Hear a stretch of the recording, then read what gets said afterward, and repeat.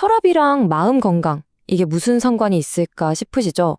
근데 생각보다 훨씬 아주 깊게 연결되어 있다는 사실 혹시 알고 계셨나요? 오늘은요, 고혈압을 앓고 계신 수많은 어르신들이 말 못하고 겪는 또 다른 어려움, 그 숨겨진 이야기에 대해서 한번 파헤쳐 보려고 합니다.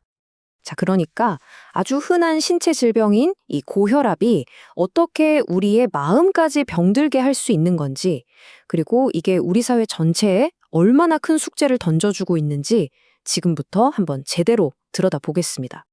일단 좀 충격적인 숫자부터 하나 보여드릴게요. 29.5%. 거의 3명 중 1명꼴이죠.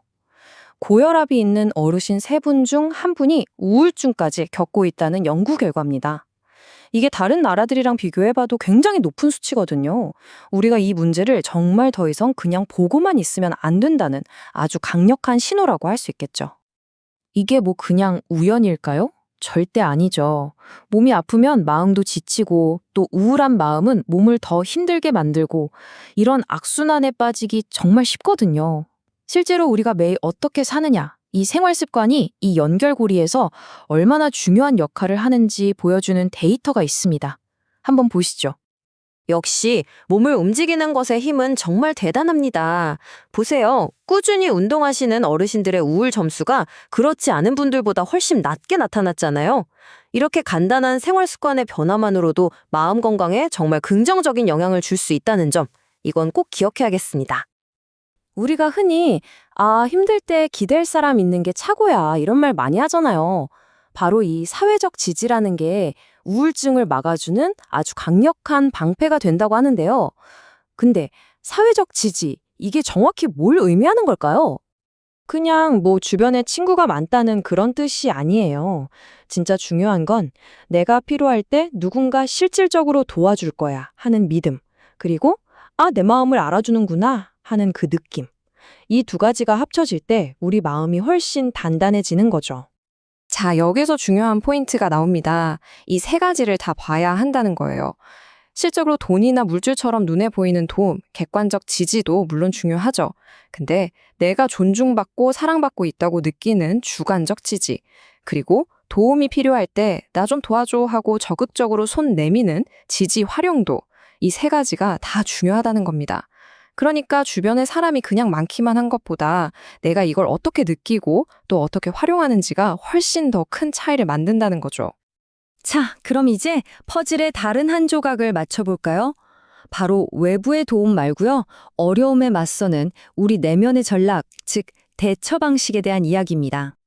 우리 모두 스트레스 받으면 어떨 땐 막 문제 해결하려고 달려들기도 하고 이걸 긍정적 대처라고 하죠. 또 어떨 땐 그냥 다 외면하고 싶어지잖아요.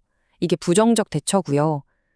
여러분은 주로 어떤 방식을 쓰시는 것 같으세요? 이 둘 사이의 균형이 우리 마음 건강을 좌우하는 아주 중요한 열쇠가 됩니다. 자, 그럼 이런 질문을 던져볼 수 있겠죠. 외부에서 오는 지지랑 내 안의 대처 방식, 이 두 가지가 그냥 따로따로 움직이는 걸까요? 아니면 서로 영향을 주고받을까요? 바로 이 지점에서요, 이번 연구의 가장 흥미로운 발견이 나옵니다. 여기서 정말 흥미로운 사실이 밝혀지는데요. 주변의 지지가 그냥 우리 기분 좀 좋게 해주는 데서 그치는 게 아니라는 겁니다.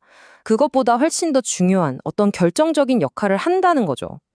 그러니까 주변에 든든한 지원군이 있으면요, 우리가 힘든 상황을 만났을 때 회피하기보다는 한번 해결해보자 하고 긍정적인 도구를 꺼내들게끔 이끌어주는 안내자 역할을 해준다는 거예요.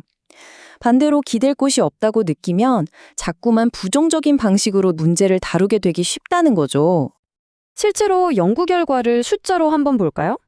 주변의 지지가 우울증을 막아주는 전체 효과 중에서요, 무려 16% 정도가 바로 이 긍정적 대처 능력을 키워준 덕분인 걸로 나타났습니다. 그러니까 지지가 단순히 위로만 해주는 게 아니라 우리의 문제 해결 능력 자체를 키워준다는 뜻이죠. 자, 그럼 반대로 한번 볼까요?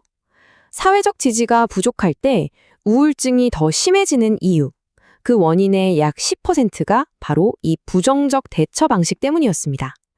기댈 곳이 없다고 느끼면 문제를 피하거나 다 내 탓이야 하면서 자책하는 경향이 더 강해진다는 겁니다. 자, 그럼 이 모든 걸 종합해 봤을 때 이게 우리 자신, 우리 가족, 그리고 우리 사회에 대체 뭘 의미하는 걸까요? 이게 왜 그렇게 중요한 걸까요? 그럼 우리는 이제 뭘 해야 할까요? 답은 꽤 명확해 보입니다. 두 가지를 동시에 해야 하는 거죠. 하나는 사회적 지지망 자체를 튼튼하게 만드는 것, 그리고 또 하나는 긍정적으로 대처하는 기술을 길러주는 것. 그러니까 가족 교육이나 지역사회 프로그램을 통해서 외부 지원을 쫙 늘려주는 동시에 개인이 스스로 이겨낼 수 있는 내면의 힘을 키워주는 이 두 가지 접근이 모두 필요하다는 겁니다. 실제로 이 연구를 진행한 학자들도 결론적으로 이렇게 말합니다. 이런 심리적인 요인에 집중하는 것이 고혈압이라는 병의 신체적인 증상을 관리하는 것만큼이나 아니 어쩌면 그 이상으로 중요할 수 있다고요. 결국 이 연구는요, 단순히 약에만 의존하는 게 아니라 우리 사회의 연결과 개인의 마음가짐을 통해서도 충분히 건강을 되찾을 수 있다는 새로운 희망을 보여주는 것 같아요. 그러면서 우리 모두에게 아주 중요한 질문 하나를 던집니다.